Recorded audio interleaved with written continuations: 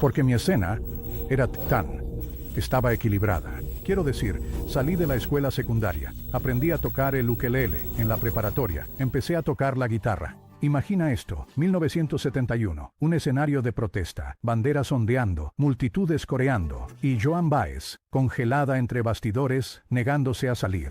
No por miedo, no por política, sino porque alguien estaba en el programa, alguien a quien no podía soportar. Para el mundo, Joan Baez era tranquila, serena, intocable, la reina del folk de protesta. Pero bajo esa imagen elegante vivía una tormenta de traiciones, silencios y heridas que nunca sanaron. Ahora, tras años, los nombra 5 artistas, 5 cicatrices, y cada nombre abre una puerta que una vez mantuvo sellada. El primer nombre que se atrevió a pronunciar, el que destrozó su corazón, y luego reescribió el cancionero de la historia como si ella nunca hubiera sido parte del coro. El hombre que encendió la chispa, Bob Dylan. Comenzó con amor y terminó con un silencio, más agudo que cualquier letra. A principios de los años 60, Bob Dylan y Joan Baez no solo eran los favoritos del folk, eran el latido de un movimiento, compañeros de protesta, almas gemelas musicales. Ella le abrió puertas, lo llevó a los escenarios y le prestó su audiencia cuando pocos conocían su nombre. Ella creía en su poesía, como en las escrituras, pero a medida que la fama de Dylan explotó, algo cambió. El hombre que una vez susurró versos en su oído comenzó a desaparecer detrás de gafas oscuras y puertas cerradas de hotel. Para 1965, dejó de llamar, dejó de importarle, reservó una gira mundial completa y dejó su nombre fuera del cartel. Sin explicación, solo ausencia. Luego vino la guitarra eléctrica en Newport Folk y impactó al folk. Pero para Joan, el verdadero impacto fue lo que él desconectó, su vínculo. Él desestimó su política, se burló de sus causas. Su corazón se rompió en silencio, mientras veía al chico que una vez conoció convertirse en un mito ante sus ojos. Años después, él hacía bromas en entrevistas, como si su historia fuera solo una nota curiosa al pie. Ella nunca se rió, porque para ella, Dylan no era solo un amante perdido, era un monumento a la traición. Él se convirtió en la prueba de que incluso los revolucionarios podían venderse, de que incluso los poetas podían volverse fríos. Y esa herida no solo dolía, resonaba como un verso dejado sin terminar. Pero Dylan no fue el único hombre que torció la amistad. Otra voz de Laurel Canyon dejó un sabor amargo. ¿El siguiente nombre? Un hombre cuyas armonías se elevaban, pero cuyo ego golpeaba aún más fuerte. Su voz era de terciopelo, su política ruidosa, pero detrás de los signos de paz se escondía una lengua afilada como una navaja. Critiquemos la industria musical y quienes lucran en ella. Su labor es lucrar. Alguien comentó: Joan, ¿crees que no has tenido un álbum en los últimos 6 años por tu política? Él no la interrumpía, la socavaba. El que no podía ignorar, David Crosby.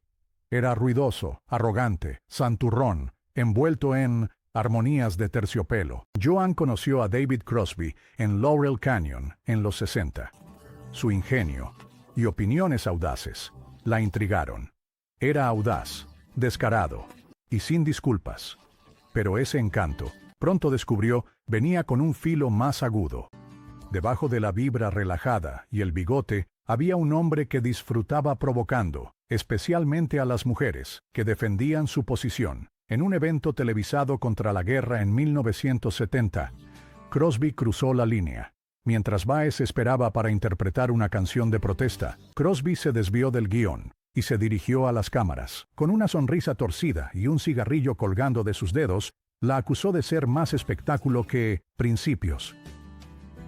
El insulto resonó en millones de televisores.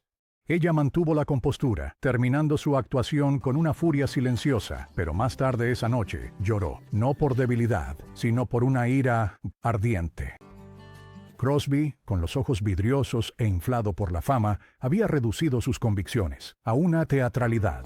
Para Joan, él se convirtió en la encarnación de un tipo peligroso de hipocresía, un hombre que se envolvía en signos de paz, pero usaba su ego como un arma. Mientras ella marchaba, ayunaba y era arrestada, Crosby criticaba desde escenarios cómodos, absorbiendo aplausos. Esta disputa nunca se volvió explosiva, pero enfrió todo. Rechazó entrevistas, paneles y grabaciones si el nombre de Crosby estaba asociado. No temía la confrontación, sino porque no soportaba el activismo vacío disfrazado de rebelión. No todas las traiciones llegaron desde un micrófono. Algunas vinieron de las mismas líneas del frente de la revolución, envueltas en consignas, fuego y furia. ¿Y el siguiente hombre? Era ruidoso. Hizo de sus creencias un chiste. Joan no pudo perdonar. Jerry Rubin. No era un músico, pero a finales de los años 60, su voz rugía más fuerte que las guitarras eléctricas, sacudiendo protestas y salas de prensa. Jerry Rubin era un revolucionario, un agitador, un cazador de titulares. Marchaba por los campus y los micrófonos con los puños en alto y consignas afiladas como cuchillos. Baez admiraba su impulso al principio. Era audaz, visionario, tal vez incluso un poco peligroso, y eso le gustaba. Pero la revolución, aprendería, viene en muchos matices, y la de Rubin estaba empapada de ego. En 1969, durante una gran manifestación contra la guerra en Chicago, Joan estaba detrás del escenario afinando su guitarra. Su canción estaba preparada para resonar a través de una multitud inquieta. Era un momento para la unidad. Pero Rubin tomó el micrófono primero y destrozó la armonía.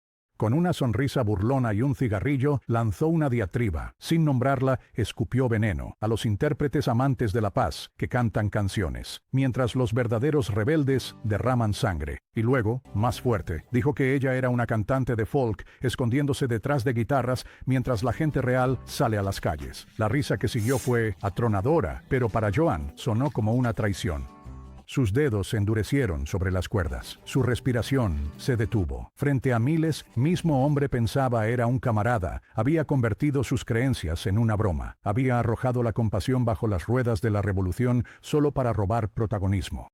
Ella actuó de todos modos, tranquilo, sereno, firme. Pero cuando las luces se atenuaron, tomó una decisión que duraría toda la vida.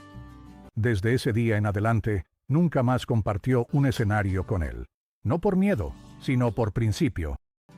Porque para Baez, el coraje sin bondad no era revolución, era crueldad disfrazada de manera astuta. Para Baez, no había causa lo suficientemente noble como para excusar la crueldad. Pero las traiciones no terminaban en el escenario o en la protesta. Algunos de los cortes profundos ocurrieron en el estudio, donde la confianza se ponía a prueba con silencio, control, condescendencia. El siguiente nombre en su lista, Paul Simon, brillante, frío, desdeñoso e inolvidable. Joan Baez y Paul Simon intentaron una colaboración en el estudio en 1978. Lo que se suponía que iba a ser un poderoso encuentro de dos leyendas se disolvió en cuestión de horas. En la primera toma, Simon controló la sala como un director de orquesta sin paciencia. Interrumpió a Joan a mitad de nota. Corrigió su fraseo con precisión cortante. Y lo peor de todo, sugirió que cambiara la letra de una canción que había escrito tras una pérdida personal. El aire en el estudio se espesó. Ella apretó la mandíbula, pero cada sugerencia fue recibida con suspiro, giro de ojos o sonrisa pasivo-agresiva.